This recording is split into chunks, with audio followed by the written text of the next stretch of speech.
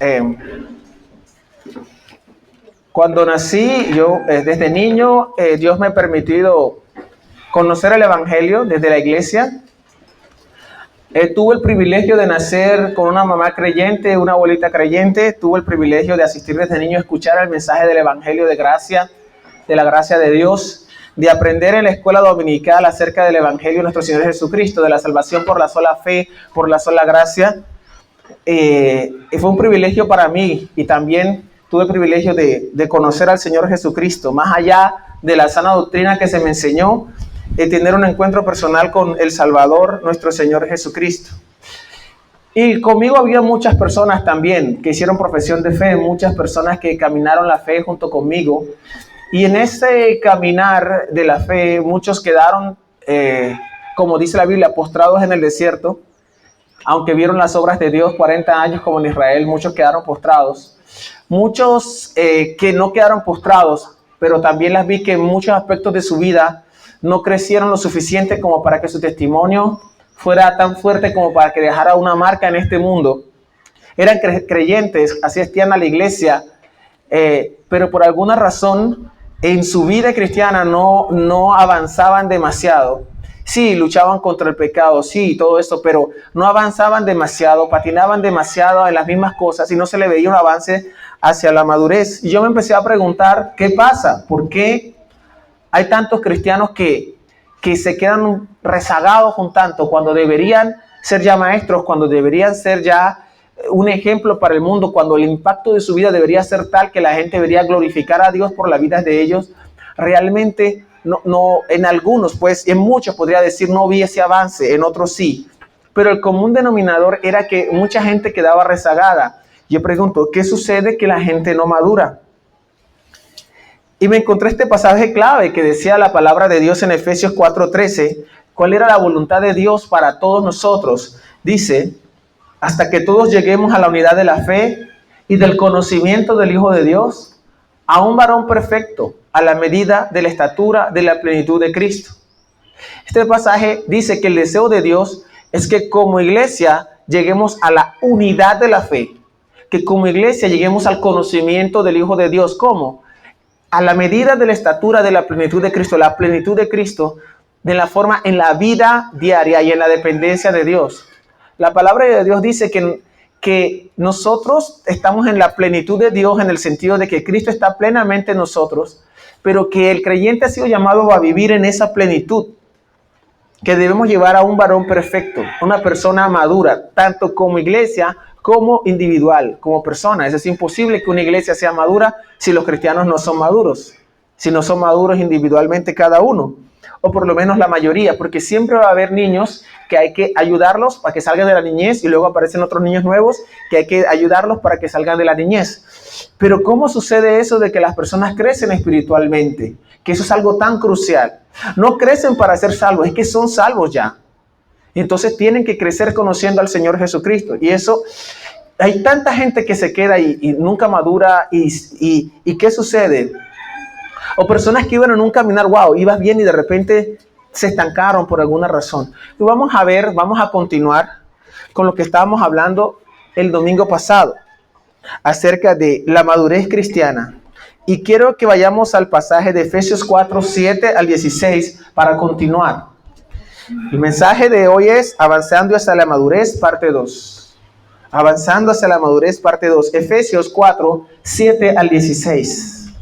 Hoy vamos a ver algunas de las causas, características nuevamente de los niños y del niño y del maduro, y también algunas de las causas por las cuales algunos realmente no maduran y cómo puedes tú caminar hacia el camino de la madurez en Cristo. 4, 7 al 16, Efesios 4, 7 al 16. Dice, pero a cada uno de nosotros fue dada la gracia conforme a la medida del don de Cristo, por lo cual dice, subiendo Cristo a lo alto, llevó cautiva la cautividad y dio dones a los hombres. Y eso de que Cristo subió, ¿qué es sino que también había descendido primero a las partes más bajas de la tierra? El que descendió, Cristo, es el mismo que también subió por encima de todos los cielos para llenarlo todo, y él mismo constituyó a unos apóstoles, a otros profetas, a otros evangelistas, a otros pastores y maestros, a fin de perfeccionar a los santos para la obra del ministerio, para la edificación del cuerpo de Cristo, hasta que todos lleguemos a la unidad de la fe y del conocimiento del Hijo de Dios, a un varón perfecto, a la medida de la estatura de la plenitud de Cristo, para que ya no seamos niños fluctuantes, llevados por doquiera de todo viento de doctrina, por estratagema de hombres que para engañar emplean con astucia las artimañas del error, sino que siguiendo la verdad en amor, crezcamos en todo en aquel que es la cabeza, esto es, Cristo, de quien todo el cuerpo bien concertado y unido entre sí por todas las coyunturas que se ayudan mutuamente según la actividad propia de cada miembro, recibe su crecimiento para ir edificándose en amor. Vimos la semana pasada que el niño espiritualmente, de que hay peligros en la niñez espiritual, y hay peligros de alargar esa niñez de tal forma que ya no puedas ser alguien que te defiendas a ti mismo. Recuerden que el niño es indefenso. Cuando crece como adulto ya lo respetan más. Pero alguien que queda como niño espiritual mucho tiempo está expuesto a muchos peligros. Entre ellos, dejarse arrastrar por falsos profetas. Eso es algo que la Biblia nos muestra. Se llevan de aquí para allá. Está en el peligro de no tener discernimiento en su vida entre lo que es lo bueno y qué es lo malo. El niño hace ver enormes las pequeñeces. El niño se lo toma todo personal. El niño cree que se trata de él. Él cree que sabe más que los demás. El niño exige de otros todo el tiempo. El niño cree que ya está mejor que otros. El niño se compara con otros constantemente. El niño pide y no da. Alguien me dijo en estos días, un niño precisamente, cuando le pregunté qué enseñé, ¿qué aprendiste hoy? Y me dijo, acerca de la niñez espiritual, pero te faltó algo, que a los niños les gusta explorar cosas nuevas. Precisamente porque quieren explorar cosas nuevas y no hacen caso, es que se meten en líos. Características del cristiano maduro, vimos, anden en la dignidad de su llamamiento, es decir, con toda humildad, ha abandonado a cualquier pretensión de justicia propia, yo soy mejor que ella, mejor que él. El maduro trata a los demás como superiores a sí mismo. Anda con toda mansedumbre, es decir, tiene sus impulsos bajo control. En estos días vi un video de el caballo molestando a la niña molestando al caballo, pegándole, y al caballo no le gustaba. La niña brava pegándole al caballo, y el caballo llegó un momento en que cogió con su hocico a la niña por el pelo y la mandó como 2 metros por allá. No sé si se hizo justicia o no, pero no tenía que pegar al caballito innecesariamente. Pero digo, el caballo pudo haber acabado con ella solo de una patada, solamente la mandó para allá. Yo dije, ese caballo, por más que sea, tiene sus impulsos bajo control, porque pudo haberla matado. Ahora, a lo mejor es que no hubiera hecho eso, sino que hubiera ido al líder de los caballos y hablar con él. Mira, esta niña me está molestando, ¿qué hacemos con ella, no?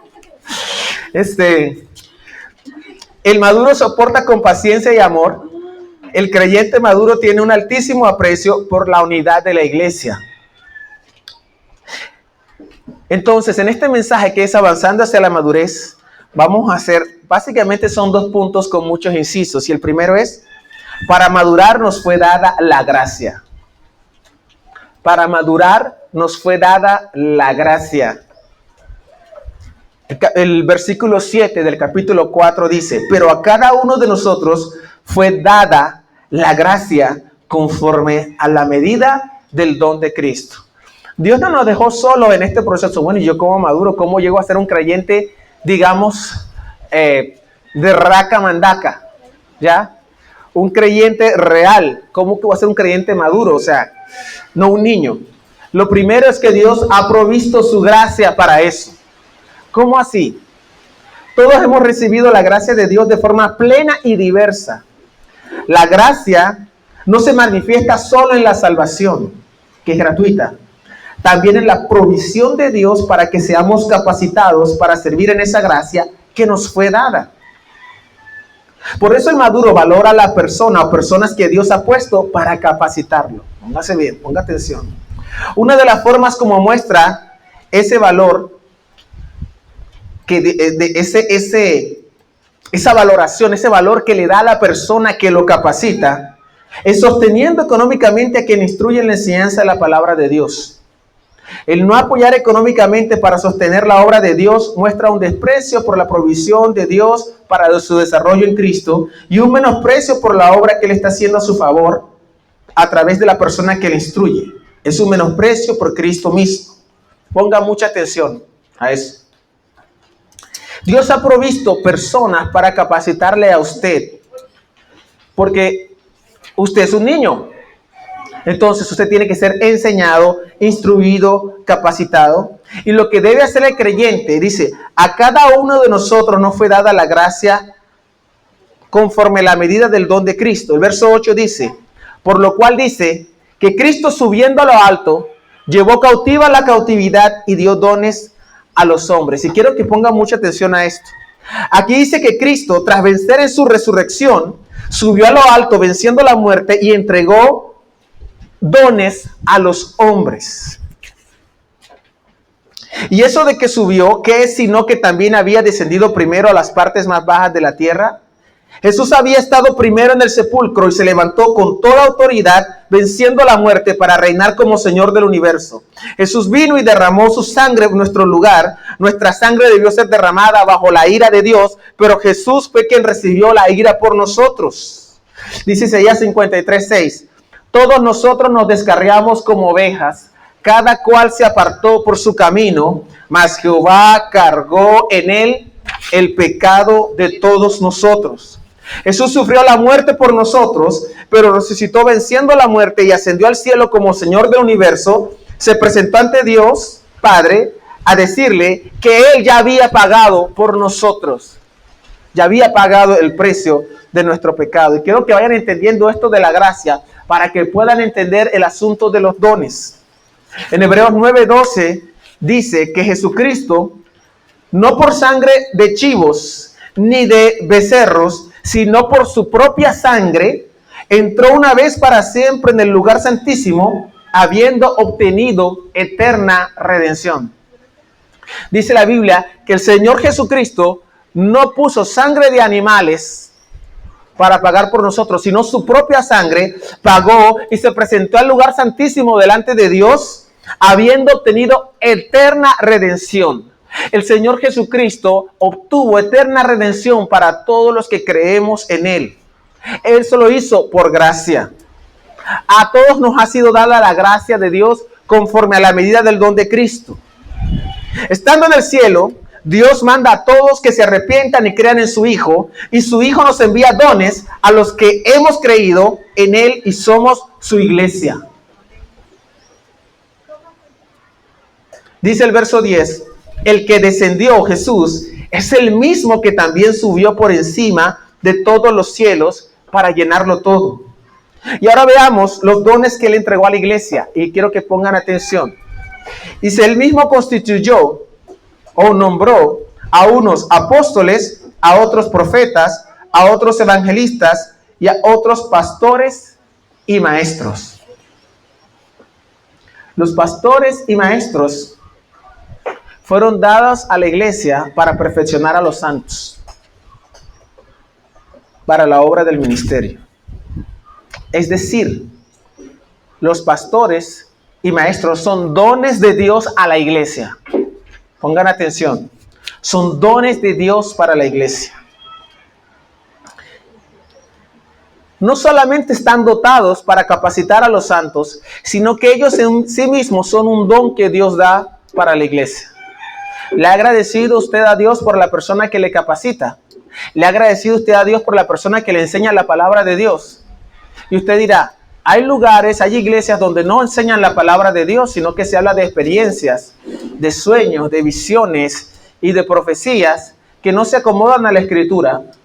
Y esas iglesias se llenan de gente que quiere escuchar eso y son llevados, son mal dirigidos, son desviados de la palabra de Dios y de la sana doctrina. Esos no son dones de Dios para la iglesia. Esos son falsos apóstoles, falsos pastores y maestros. Pero le ha dado usted gracias a Dios por la persona que le instruye en la palabra de Dios, que le enseña el evangelio de Cristo y que Dios lo ha capacitado para, a través de lo que ha vivido y de lo que ha aprendido de Dios, pueda dárselo a usted muy masticado para que usted pueda, oye, así es, le ha dado gracias a Dios. Los pastores, evangelistas, maestros son dones de Dios a la iglesia para capacitar a los santos para la obra del ministerio. Juan dice, Él subiendo a lo alto, Jesús, después de vencer la muerte, después de pagar el rescate por nosotros, subió a lo alto y nos manda dones. Son personas que capacitan a la iglesia. Todo el que trabaja en pastorear, guiar e instruir de acuerdo a la palabra de Dios es un don de Dios para la iglesia, porque Dios quería perfeccionarlo a usted y por eso capacitó personas para capacitarlo a usted. Como dije al principio, ¿cómo demuestra usted el aprecio por el don de Dios? Por ejemplo, una persona que no aprecia los estudios bíblicos. No quiere hacer eso. Está menospreciando la provisión de la gracia de Dios para su crecimiento. Y tengan mucho cuidado y escuche bien lo siguiente. En las sectas, ellos dicen, los líderes de la secta dicen que son los enviados de Dios y tonterías de ese tipo. ¿Ves así? O los líderes suelen decir que ellos están más cerca de Dios y que son mejores y que si quieres ser como Dios, tienes entonces que acercarte más a mí y estar pegadito a mí y cosas así. No, estos dones de Dios son personas comunes y corrientes con una responsabilidad muy grande delante de Dios y que trabajan luchando contra sus propios pecados para darle honra a Cristo y poder dar un ejemplo a seguir en la congregación, estudiando y enseñando la Escritura para que tú puedas crecer en Cristo y disfrutar de una vida plena en Cristo Jesús. ¿Cómo muestro yo el aprecio por esa gracia de Dios? Póngame mucha atención. Sujétese a sus líderes, porque ellos van a dar cuenta y velan por sus almas. Lo primero que tiene que hacer. ¿Ya? Segundo, ore por ellos. Ore, porque necesitan de la oración de la congregación. Tercero, cumpla su deber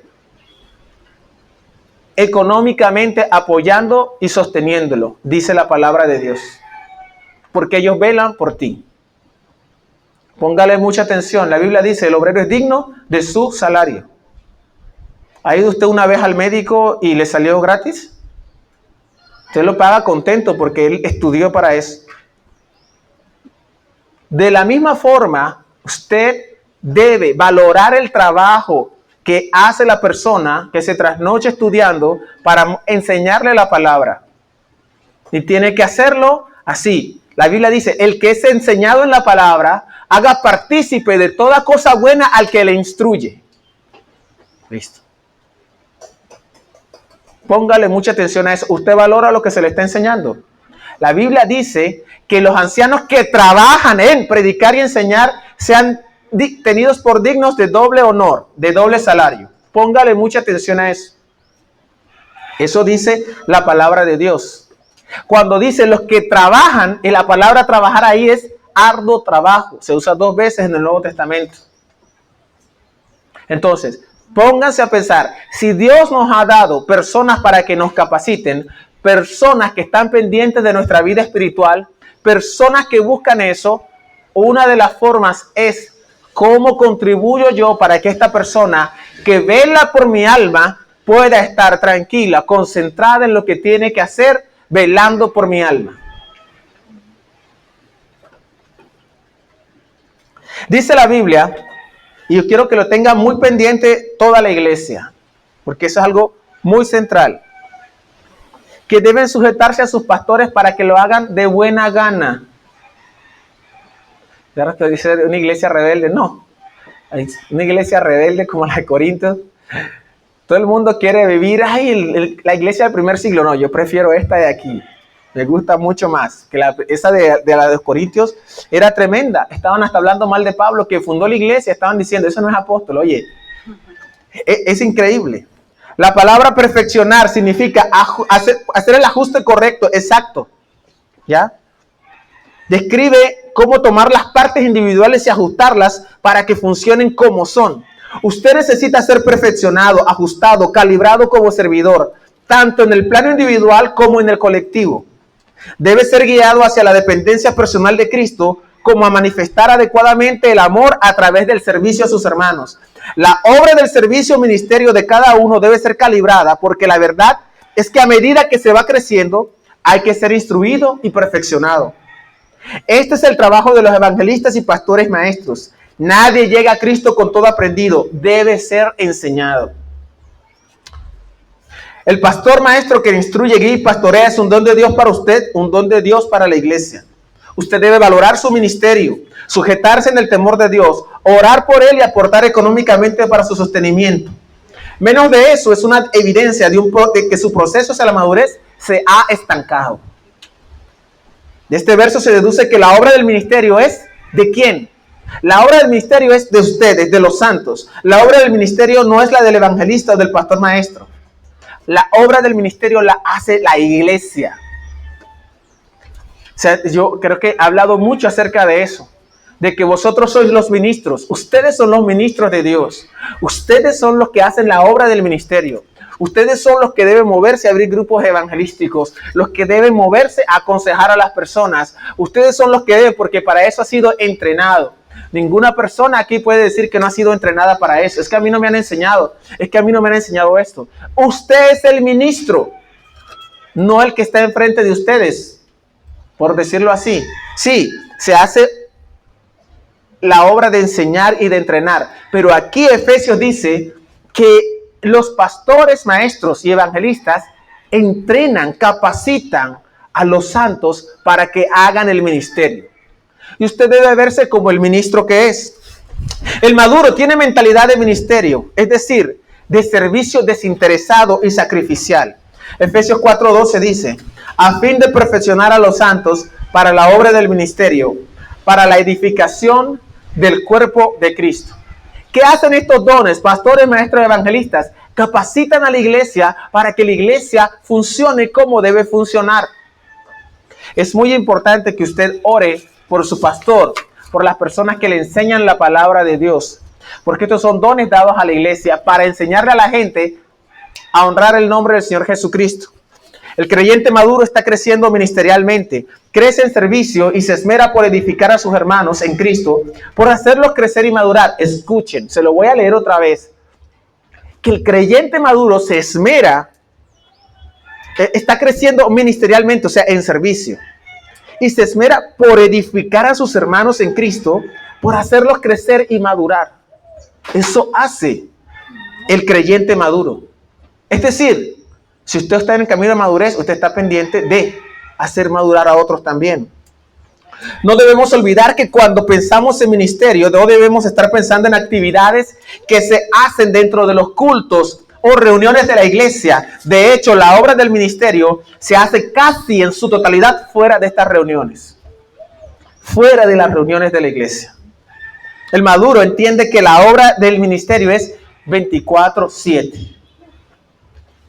Para ponerle un ejemplo exagerado, si lo llaman a usted, ay hermano, que venga a orar una casa. No, yo no oro sino en la hora del culto. Esa es la hora que yo oro por otros. Si quiere que ore por ahí, vaya al servicio. No, cosas así, no. Si lo llamaron, vaya de una. No, además yo no oro, ora el pastor. Así que la espero en el servicio, o sea, cosas así. Un ejemplo exagerado, pero aunque no lo crea, hay muchas personas que creen que el ministerio es ¿qué hago durante el culto? No, hermano, ya usted no puede hacer nada por Dios, porque ya que limpie, ya que ponga esto, ya. No. Realmente el ministerio es por fuera. La obra del ministerio, las reuniones que tenemos son para capacitarle, para que haga la obra del ministerio.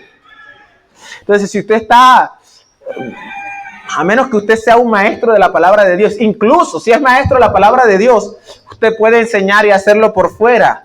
Cuando está hablando con alguien, cuando Jesucristo iba en el camino a Emaús, iba enseñando. Los corintios se habían enfocado en medir la espiritualidad por las manifestaciones espirituales dentro de las reuniones de la iglesia. Los corintios eran algo así como templocéntricos.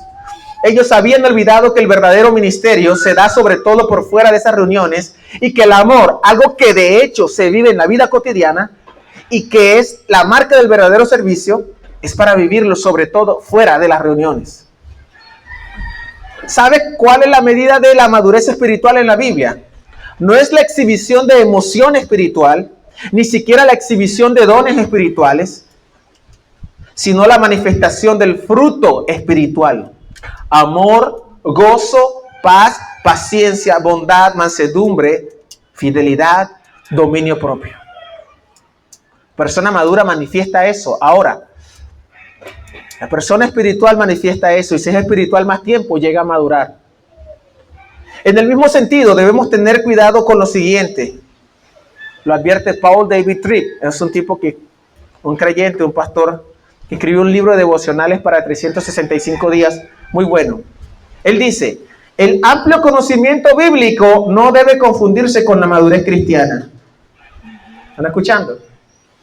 La precisión homilética, es decir, para hablar y enseñar bien la Biblia, no es lo mismo que la piedad.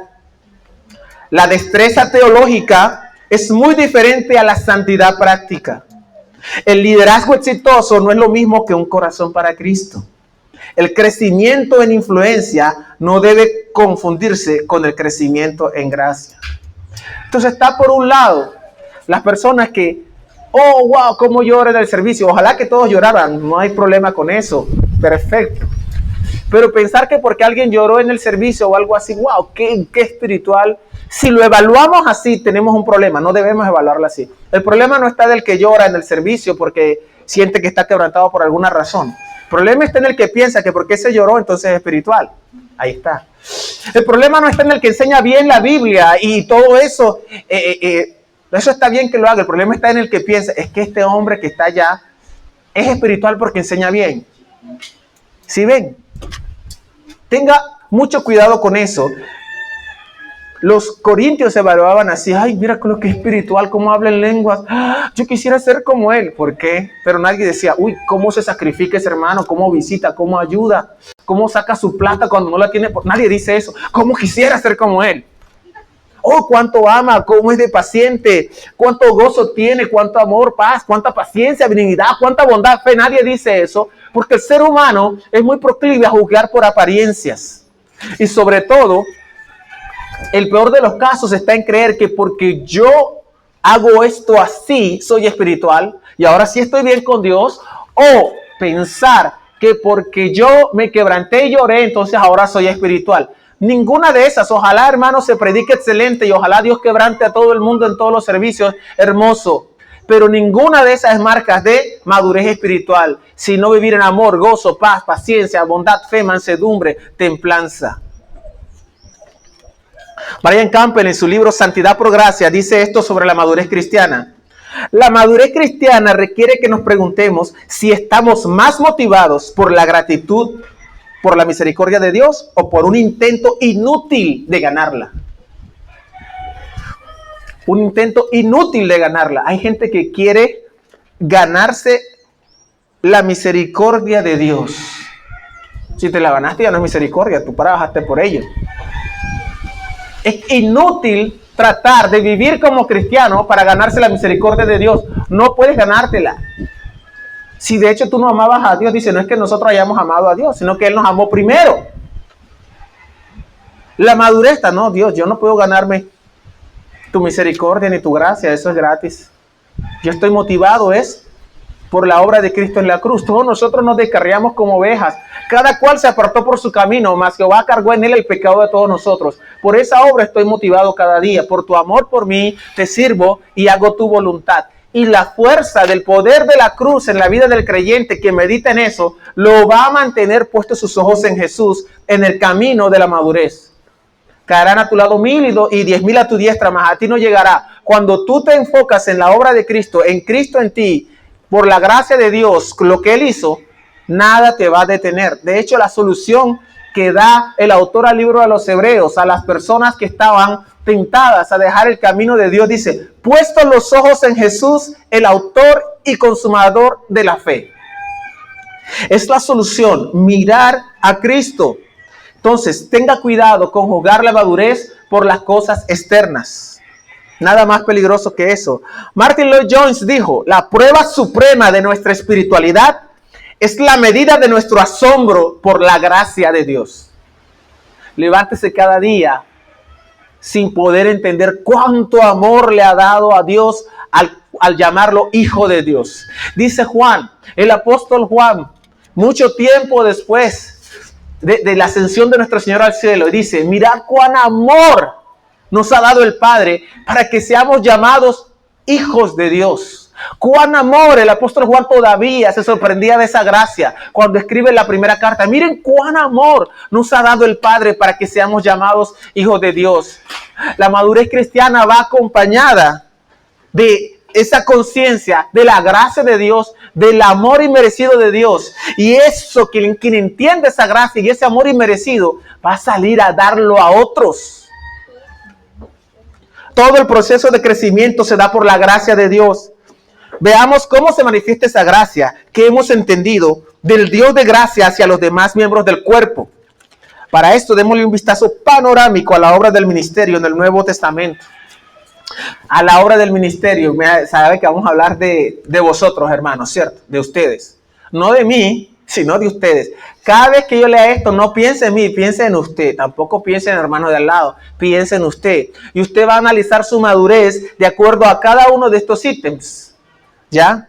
No es que haya sido exhaustivo, porque hay muchos más, pero aquí estamos hablando de responsabilidades muy puntuales que tienen que ver de usted hacia el servicio con los demás.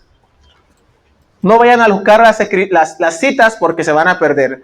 Juan 13:14 dice, ustedes deben también lavarse los pies los unos a los otros. Cuando dice eso la Biblia es que tú debes considerarte esclavo de tu hermano. ¿Por qué? Porque los esclavos son los que lavan los pies de los otros. ¿Yo esclavo de quién? No, a mí no, a mí olvídate. Yo no. Ahí se quieren aprovechar de uno. Esclavo igual. No, pero no, esclavo tiene que lavar los pies al otro. Yo no. Si usted ha entendido que usted es salvo por gracia, es que tanto que yo lave los pies al otro. Ahora, imaginémonos. A mí una vez me tocó lavarle los pies a alguien allá en la escuela misionera. Me tocó lavarle los pies a alguien porque la persona me odiaba. Y pusieron la ponchera y todo como algo simbólico. Y yo agarré la poncherita y la toalla. Yo me creía el apóstol Pedro. Me lo puse aquí y fui a lavarle los pies. Hoy es el día y no entiendo por qué me odiaba. Pero me odiaba solo porque existía. Debemos lavarle los pies incluso a ese que habla mal de uno. Porque somos esclavos los unos de los otros. Piénselo bien. Yo la verdad que yo no estoy viendo como esclavo de nadie. De hecho, yo vivo mi vida para mí mismo. Yo me ocupo de mí mismo, de mis cosas. Yo soy la diosa de mi propio universo. Piénselo bien. Ponga, marque. Positivo o negativo. Romanos 15:14. Amonéstense los unos a los otros. ¿Cuánto tiempo ganas para decirme acá, hermano? Le quiero decir en el amor del Señor que debería cambiar esa actitud. ¿Cuándo fue la última vez que viste a alguien con una actitud errónea y lo llamaste del amor de Cristo? Hermano, usted debería cambiar esa actitud. Amonestar es convencer con argumentos bíblicos a la persona. La palabra nos enseña esto y por su bien usted debería esto. Se lo digo en el amor del Señor, hermano. Yo también estuve ahí un tiempo, pero entendí tan con amor y mansedumbre. ¿Cuándo fue la última vez que hiciste eso? No, yo no hago eso. Eso es del pastor. ¡Error! Usted está equivocado. Le toca a usted, porque esa es la obra del ministerio, y para eso le he capacitado. 1 Corintios 12:25. Tengan el mismo cuidado unos por otros, que tanto estamos cuidando de los hermanos. Ay, no. Cada quien ese problema es suyo, y eso se enseñó allá. No, señor. Que se enseña para que todos lo sepan, pero después el micropastoreo lo hacen ustedes con ustedes mismos. Tiene que cuidar de sus hermanos, no. Yo vivo mi vida y otro que la sufre. Yo camino derecho. Yo no estoy pendiente de ninguno. Error, porque usted está siendo capacitado para servir a otros. ¿Cómo va a servir a la persona si ni siquiera está pendiente? Cuarto, Gálatas 5:13. Sírvanse por amor los unos a los otros. Servir a otros. ¿Vale? La iglesia de los Gálatas vivían en chisme porque se volvieron legalistas, poniendo normas ahí que Dios no les había puesto y empezaban todos con las normas. A ver, ¿quién es el más espiritual? Aquí están las normas. Fulano no lo es, fulano no lo es. Yo sí lo soy porque yo sí cumplo acá. Se estaban comiendo unos a otros y Pablo dice, miren, no usen esa libertad en Cristo como pretexto para la carnalidad, sino que sírvanse por amor los unos a los otros. ¿A cuántas personas está sirviendo por amor? Anote. Quinto, Gálatas 6:2. Lleven los unos las cargas de los otros y cumplan así la ley de Cristo. ¿Qué es llevar las cargas? Escuchar las cosas que entristecen al hermano, sus problemas, escucharlo, orar por él, llamarlo, ¿cómo estás? ¿Cómo te fue con eso? ¿Y qué has sentido? ¿Y cómo va entonces la salud de tu mamá? ¿Y cómo va tu tío? ¿Y qué no sé qué? ¿Y la deuda cómo está esto? ¿Y qué han hecho con esto? Venga, vamos a orar. Y hablaste con fulano, hoy estás triste, ¿por qué? ¿Qué estás haciendo eso? No, yo no hago eso. A mí que lo hagan conmigo porque yo no estoy pendiente de ninguno. Estás estancado. Necesitas empezar ministerialmente a desarrollarte. Estas son cosas que usted puede hacer sin haber ido al seminario bíblico, sin tener 20 años de ser cristiano. Si usted ha creído en Cristo y tiene el Espíritu de Dios y sabe que Cristo murió por usted, usted puede consolar a cualquiera diciéndole, yo sé que es duro, pero si Él murió por nosotros, Él nos va a dar todas las cosas. Enfócate en el Señor. No necesitas 10 años de seminario para eso. Dice 6, Colosenses 3:16, enseñándose unos a otros. ¿A quién le estás enseñando tú la palabra de Dios cuando vas en el camino? Cuando se reúnen a hablar, sus conversaciones son más que todo de cosas vanas, ¿o está Cristo pendiente en esas conversaciones? Hablan de cómo crecer, de cómo ayudarse, de lo que encontraron en la palabra de Dios, de cómo me edificó esto, de qué aprendí de Cristo en el día de hoy. Enséñenos unos a otros, ese es su ministerio. Colosenses 3:16. Enseñándose y amonestándose unos a otros. 8. Primera Tesalonicenses 4:9. Ámense unos a otros. Ámense. Es decir, tome decisión a favor del otro. Tome decisión a favor del otro todo el tiempo. 9. Aliéntense. Primera Tesalonicenses 4:18. Confórtense unos a otros con estas palabras. Las palabras que Pablo les decía. Ellos debían confortar. Usted tiene que confortar a su hermano. Fulano está deprimido, está triste. Vaya, confórtelo. Conforte a su hermano. Yo digo, ¿dónde se hace eso? Aquí. No, eso se hace afuera, en la casa ajena. Cuando lo invita a un café para hablar con él, para escucharlo. Cuando va a su casa, a orar en su casa. Eso se hace por fuera. Todos los que quieran, hermano, yo quiero ministerio. Están pensando en micrófono. Están pensando en guitarra. Están pensando en, yo iré a las naciones. Y ya se imaginan, hombre, para ir a las naciones, empiece por amar a su hermano. Aquí, por preocuparse por él. Nunca voy a creer a una persona, es que queremos, ya la pareja diciendo, queremos ser misioneros a las naciones. Bueno, entonces abren con la hermana Clarita, que ella les puede hablar sobre eso. ¿Quién es Clarita? Oye, la misionera de la iglesia, dirige como 10 estudios. No, hermano, y nosotros la verdad que no. Entonces, ¿usted quién es? Si no tiene relación con el cuerpo, ¿por qué quiere ir a salvar a personas en Afganistán? Confórtese y aliéntese. Edifíquense unos a otros. Primero Tesalonicenses 5, edifíquense. O sea, que le voy a decir algo. Si su hermano anda carnalmente o no ha crecido, es culpa suya. ¿What? Si es culpa suya. ¿Por qué? Porque la Biblia dice, vaya y edifíquelo. ¿Ya hiciste el trabajo? No, eso es tu culpa. No, es culpa de él, ya también. ¿Sí ven? Es tuya también. Tienes que ir tú a hacerlo. A mí, ¿por qué? Porque para eso te entreno, para la obra del ministerio, para edificación del cuerpo de Cristo. Que lo hagas tú. No vas a criticar al hermano, vas a buscarlo. Hermano, me preocupa esto que escuché. Porque fui informado por vosotros, de vosotros por lo de Cloé, que hay entre vosotros divisiones, dijo Pablo. Por eso yo le digo, hermanos, haga lo siguiente. Cuando usted escuche algo de alguien, escuche algo de alguien, y esa persona ya se lo dijo, te digo, bueno, yo voy a hablar con él, ¿qué? Y voy a decirle que tú me lo dices. No digas que yo, ¿y por qué entonces? Voy a decir, hermano, yo digo el milagro, pero no el santo. Me dijeron que usted, entonces va un chisme, y el hermano tira con la mente, ¿quién habrá sido? Pero si usted dice, vaya y dígase lo que yo se lo dije, fulana me dijo y que te lo dijera a ti, porque ella de repente no tiene la confianza, pero yo te lo digo. Y eso sana inmediatamente. ¿Y quién se lo contó a fulana, hermano? Si usted quiere, vaya y pregúntele a fulana. Yo le digo lo que fulana me dijo. Y le voy a decir esto y esto. Y eso sana inmediatamente. Pero usted, si usted y su hermano anda carnalmente, ahí están ellos. Y eso que si usted no ha hecho el trabajo, como siempre digo, el marido que se queja que su esposa es un desastre, pero nunca se ha sentado con ella a conversar. Ven acá, mi amor, esto no me gusta, mami. No. Solamente a quejarse de que ella no es la mujer con la que él soñó, pero si él nunca se ha sentado con ella a hablar, nunca tiene una conversación, nunca la trata como ella es, y seguro si escuchamos a la mujer tiene 3,000 quejas más grandes que la del marido, porque no hacen el trabajo y después están quejándose del otro. Usted tiene que edificar a los demás. Confórtense, edifíquense. Voy a leer rápidamente. Exhórtense, quiere decir, exhortar significa animar a otros. No, la verdad que la iglesia está muy desanimada. ¿Y por qué? No tengo ni idea. ¿Y tú qué has hecho? Nada. Está desanimada porque tú debiste haberlos animado y no los animaste. Porque Dios te puso a ti como la solución. Entiendan. Ustedes son los ministros. Esa mentalidad te lleva a la madurez. Considérense unos a los otros, o sea, cómo estimularse al amor y a las buenas obras. Allá en la iglesia nadie hace buenas obras. Y ya tú los estimulaste. No, bueno, es porque no los estás estimulando. Hablaba con alguien y le decía en estos días, la enseñanza de la Escritura es simplemente para mostrar lo que es la palabra de Dios a la gente. Pero si esperamos que a punta de sermones la iglesia haga lo que va a hacer, usted está mal. Porque cuando dice, hermanos, hay que evangelizar. No, ya el pastor lo dijo y todo. No. Ahora te toca a ti convencer a cada uno. Hay que moverse a evangelizar. Vamos.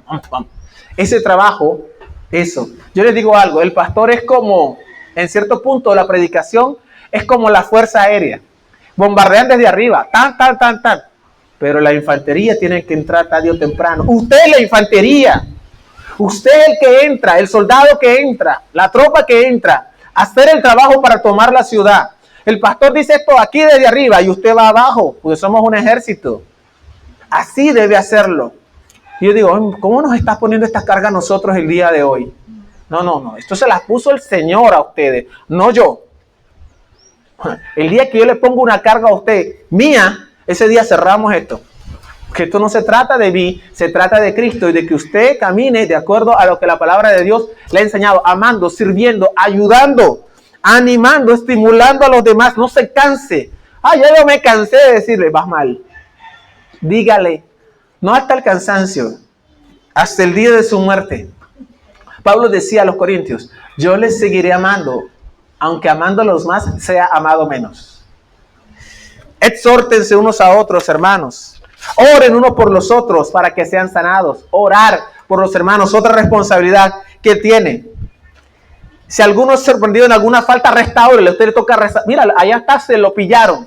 Y ya fuiste a restaurar. Eso no tiene que ver conmigo, sí, porque ahí dice que si tú lo sorprendiste, tú tienes que restaurarlo. Pero es que yo prefiero hablar, que es más rico. No. Vaya y restaure. Restaure al hermano. Restaure. ¿Se dan cuenta? El maduro va. El maduro, cuando la persona cae, piensa, ¿cómo hago para ayudarlo? El niño piensa, míralo, ¿eh? ¿Y eso qué? ¿Cómo es usted? Hermano, si alguno fuera sorprendido, restaure. Sean hospitalarios unos con los otros, sin murmuraciones. Cuando usted dice, ese hermano quieres estar metido aquí todo el tiempo, pero piensa qué te molesta. Si te molesta la presencia de tu hermano, piense por qué. ¿Ya? Según cada uno recibió un tal, úselo sirviéndose los unos a los otros como buenos administradores de la multiforme gracia de Dios. Amados los unos a los otros. Nos amemos unos a otros, hermanos. Eso. Hemos recibido la gracia para hacer eso. Para hacer todo lo que Dios nos mandó. Y el segundo,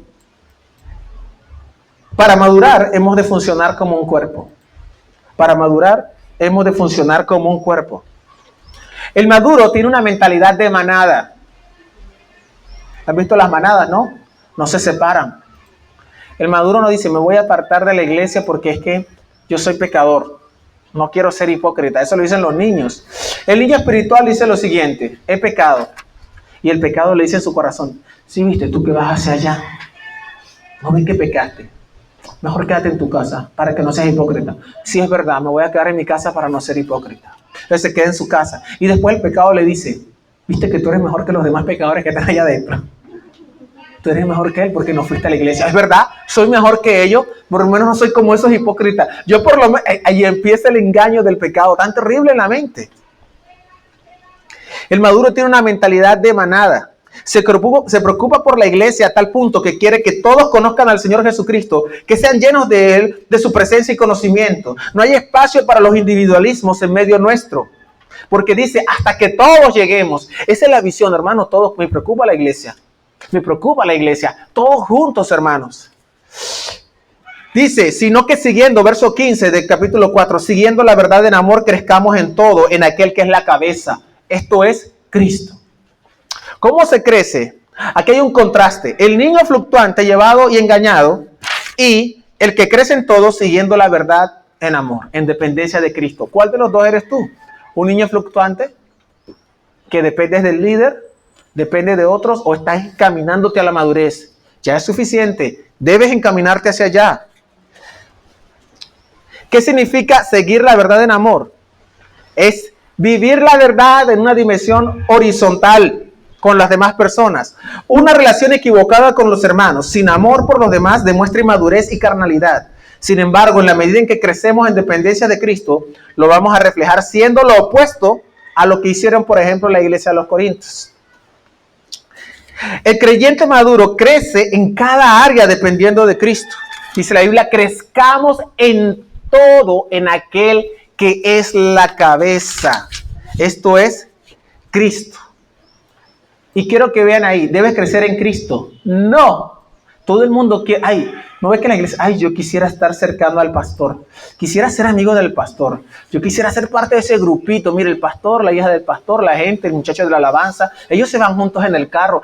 Yo quiero ser parte de ese grupo. La farándula, hermano, pura farándula. O sea, a veces ven a los de la alabanza y arriba que, wow, yo quisiera ser parte de ese grupo. Si anhelaras así a Cristo, no quisieras hacer parte de ningún grupo, sino de la iglesia en general. No valoraras al de la alabanza, eso es la élite que está por allá, no. El hermanito cualquiera que llega acá es tan valioso como cualquiera que esté cantando en la alabanza o como el pastor. Debe crecer en dependencia de Cristo, que es la cabeza, no en dependencia del líder. Porque nadie puede poner otro fundamento que el que está puesto, el cual es Jesucristo. Y si alguno sobre ese fundamento edificare heno y hojarasca, el día lo probará. Usted tiene que edificar sobre Cristo piedras preciosas. Pedro dice, vosotros también como piedras vivas sed edificados como casa espiritual y sacerdocio santo. ¿Ya? Para ofrecer sacrificios espirituales aceptables a Dios por medio de Jesucristo, por lo cual también contiene la Escritura. Es que yo pongo en Sión la principal piedra del ángulo, ese es Jesús, escogida y preciosa, y el que en él creyere no será avergonzado. Usted debe creer en dependencia de Jesús. La persona en proceso de madurez es llevada a depender de Cristo, mientras los que no salen de la niñez están dependiendo del líder para su vida cristiana. En vez de crecer en todo haciéndose de Cristo, que es la cabeza, sus pensamientos se consumen en cómo agradar y quedar bien con los líderes de la iglesia y de cómo cumplir normas y estipulaciones de los líderes. Heno y hojarasca, nada más. Pero a la gente le encanta eso. Se luchan por ser parte de la élite mental que tienen en la cabeza. ¿Cómo se crece en dependencia de Cristo y no de los líderes? Escuchen, usted no puede depender de sus líderes, o si no va a ser niño. ¿Usted cree que un hombre de 40 años de edad, que la mamá le tiene que dar todo, el papá le tiene que dar todo, si va a comer, si va a viajar, si va a comprar, es una persona madura? Pues no ha entendido la responsabilidad que tiene como ser humano. ¿Usted se imagina a un creyente que todo tiene que hacérselo el líder a él? No ha madurado. Y vemos el contraste. Precisamente la lista que anteriormente vimos nos habla de alguien que tiene una mentalidad de servicio en fiel dependencia de Jesús. Sin embargo, puede haber distractores que nos impidan poner nuestra mirada en Jesús y dejar la dependencia de Él y ponerla en otras cosas. Y miren aquí. Tenemos el que alarga su niñez y el que camina hacia la madurez. El que alarga su niñez anda en actividades ajenas. Que alguien haga y yo me meto a hacer algo con alguna persona, algo bien. El que anda hacia la madurez anda en la actividad propia que Dios le dio. ¿Cómo así? Dice, mientras usted va creciendo en el Señor, Dios le va mostrando ciertas cosas que Dios lo usa a usted. Y en dependencia de Cristo, Él le va mostrando. Pero hay gente que depende solamente de lo que le pongan a hacer. ¿Qué hay que hacer? ¿Qué hay que hacer? Y siempre están pendientes de qué hay que hacer, en vez de decir, Señor Jesucristo, guíame en esta obra del ministerio. Muéstrame dónde voy a ser útil. Muéstrame a quién hablar, a quién aconsejar, a quién servir. Guíame, Señor. El que alarga su niñez espera que el líder le ponga la actividad, se la organice. Bueno, usted va a hacer esto. Y hay congregaciones que son así. Los líderes organizan la vida y honra a las personas. Pues nunca van a madurar, siempre van a ser niños pendientes de que cómo agrado al líder, le quedé bien al líder o no. A mí la otra vez hice quedar a una muchacha mal frente a su líder. Y me dejaba, pero sin querer. En ningún momento. Cuando nos volvimos a ver en la casa misionera, me agarró y me lavó. con Baiklin. Yo no sé qué me echó esa muchacha. Y yo me quedé con la boca abierta y le dije, porque ella era una líder también. Hizo algo que no debía hacer, pero una bobada. Y yo le dije, oye, me dejaste por allá tirado.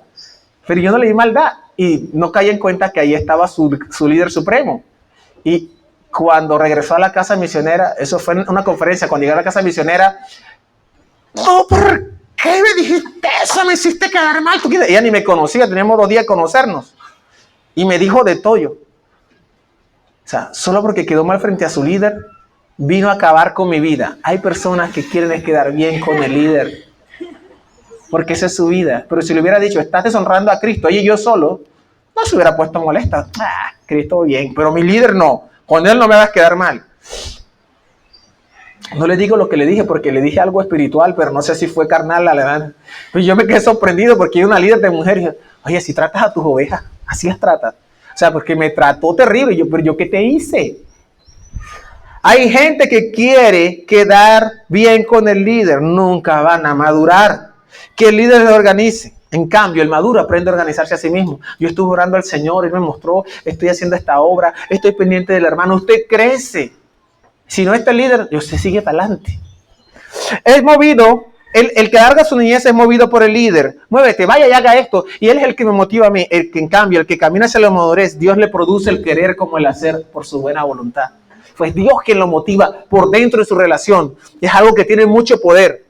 El que alarga su niñez depende de las actividades. Si no hay nada que hacer en la iglesia, estoy desprogramado. En cambio, el que va hacia la madurez, no depende de actividades, sino de Dios. Oye, yo no tengo que esperar que me dicen, vayan a... Yo escuché que el hermano no ha venido a la congregación. Mi hermano, ¿qué pasó? Hace 2 domingos no lo vemos, me preocupa. No, es que he estado enfermo o estoy cuidando a mi mamá. Ay, ¿cómo hacemos? Vamos a orar por ella. ¿Cómo no? Usted no tiene que esperar que un líder diga, ve, llama a fulano. No, ya Dios se lo dijo. No espere. El que alarga su niñez funciona por las tareas que le ponen. En cambio, el que camina hacia la madurez tiene un ministerio y es consciente de él y lo cumple feliz en dependencia de Dios. El que alarga su niñez se integra con los creyentes. Pero el que camina hacia la madurez tiene comunión con los creyentes. No es lo mismo estar aquí, ay, ella va a la iglesia, él va a la iglesia, bien, a decir, ella vive como la iglesia, en comunión con la iglesia. Y el que alarga su niñez vive en la ley, en su propio legalismo, con sus propias normas. En cambio, el que camina hacia la madurez vive en la gracia de Dios. Porque la gracia de Dios se ha manifestado para salvación a todos nosotros, enseñándonos que renunciando a la impiedad y a los deseos mundanos vivamos en este siglo sobria, justa y piadosamente, aguardando la esperanza bienaventurada de la manifestación gloriosa de nuestro gran Dios y Salvador Jesucristo. El que está madurando ayuda a otros miembros del cuerpo. Dice el verso 16, ya casi terminando, de quien todo el cuerpo, bien coordinado y unido entre sí, por todas las coyunturas que se ayudan mutuamente, según la actividad propia de cada miembro, recibe su crecimiento para ir edificándose en amor. No puede haber madurez espiritual fuera de considerarse cada uno bajo la autoridad de Jesús y disponerse a servir a otros. El amor como el pináculo, la cúspide de la madurez, lo podemos ver en el pasaje ese hermoso de Corintios, que dice que el amor todo lo sufre, todo lo espera, todo lo soporta. Sabemos que es el amor. Es sufrido, es benigno, no tiene envidia, no es jactancioso, no se envanece, no busca lo suyo, no hace nada indebido, no se goza de la injusticia, mas se goza de la verdad. Todo lo sufre, todo lo cree, todo lo espera, todo lo soporta. Y eso es para aplicárselo a los hermanos de la congregación. No esté pensando en el novio, siempre hay que el esposo y la mujer. Esto es para la gente que no vive contigo, para los que no te han prometido amor eterno, para los que te miran feo sin conocerte, para los que te juzgaron sin ser tus amigos. Eso es para esas personas, no para que necesariamente para que te prometió amor eterno allá arriba con el que convives en tu casa. Es para aquellos también con los que no convives, que ven y te critican sin conocerte. Ese es el amor y esa es la obra del ministerio. ¿Cuántos de aquí están encaminados a la obra del ministerio que Dios le ha dado? Yo voy al culto, excelente. Y la obra del ministerio, yo ayudo con el videobin. No. Estoy hablando de la obra del ministerio. Yo limpio la banca de la iglesia. No, te estoy hablando de la obra del ministerio. Pero no es allá dentro no, es por fuera, donde usted va a hacer la obra del ministerio. Ministro, ministra, Dios lo escogió para eso. Usted quiere madurar, tenga mentalidad de siervo, de ministro. ¿Cómo crece el cuerpo? Dice la Biblia claramente, según la actividad propia tuya, el cuerpo recibe su crecimiento. Yo voy a decir, hermano, la iglesia, si usted me dice, la iglesia no ha madurado, ¿por qué? Es por culpa suya, hermano. ¿Por qué? Porque usted no ha hecho su actividad propia, porque el cuerpo, cuando hace cada miembro su actividad, recibe el crecimiento. Usted, oye, ¿verdad? Sí, hermano, porque usted ha visto un montón de gente en problemas y usted se ha acercado, no. Usted ha orado, no. Usted ha ayudado, no. Entonces, la iglesia está así por culpa de usted. Es tremendo, ¿verdad? Y entonces, ¿de quién? No, la responsabilidad es de usted. No es del pastor, no, es de usted. Porque el pastor le capacitó para que lo hiciera. Porque el pastor dispara desde arriba, pero usted tiene la infantería que va de abajo a hacer el resto del trabajo. Usted tiene que tomar la ciudad. Lo tiene que hacer usted. En cada esquina tiene que disparar. Tiene que y le van a dar duro y lo van a herir. Pero esa parte la tiene que sufrir usted porque ese es el ministerio, servicio. Y el servicio es sufrimiento. ¿Quieres ministerio? Ay, yo quiero ministerio. Bueno, prepárese para sufrir. Amén. Ese es el ministerio. Eso es lo que Cristo nos enseña en su palabra. El cuerpo crece, la gente madura cuando tú hablas, exhortas, animas y haces todo eso.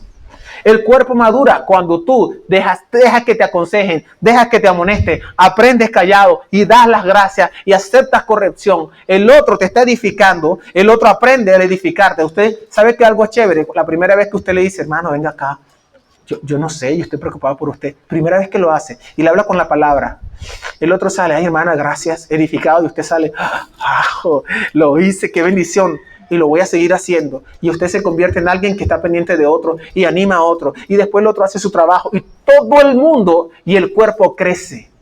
Cuando usted no se mueve, en estos días, mi hermano tuvo que sacar a mi mamá a caminar. Porque tenía una pierna hinchada. Él tiene 76 años. Ya tiene una semana caminando y ya se le deshinchó la pierna. Y al principio le dolía. Ay, que me duele. Claro, porque si la tienes ahí que no caminas, le dolía. Pero ya entonces ya se le mejoró la circulación, cogió mejor color la pierna. ¿Y todo por qué? Porque hizo su función. Pero los que no hacen su función empiezan así. Cuando un cuerpo no se mueve, empieza el colesterol, los triglicéridos, esto no sé qué. Y así hay muchas congregaciones que cuando la gente no hace su labor, se enferma la iglesia. Y siempre, mira, ¿quién es la culpa? Siempre es del otro. No, todos debemos movernos como un cuerpo, porque así es como maduramos. Sin esa forma nunca lo vamos a hacer. Cuando todas las articulaciones se ayudan, cuando los miembros crecen en dependencia de la cabeza y hacer la actividad que le corresponde, el cuerpo crece y madura. El crecimiento de tu hermano es asunto tuyo y es asunto de todos. Por eso dice el verso 13, hasta que todos lleguemos a la unidad de la fe y del conocimiento del Hijo de Dios, a un varón perfecto, a la medida de la estatura de la plenitud de Cristo. Gracias, Dios, por tu palabra tan poderosa, tan clara, Dios, que con esa palabra, Dios, nosotros podamos vivir y entregarnos a ti cada día. Permítenos vivir como un cuerpo, crecer como cuerpo de Cristo que somos, amándonos, soportándonos, ayudándonos, alentándonos, Señor. Te necesitamos. Te damos gracias, Padre, en el nombre de Jesús. Amén.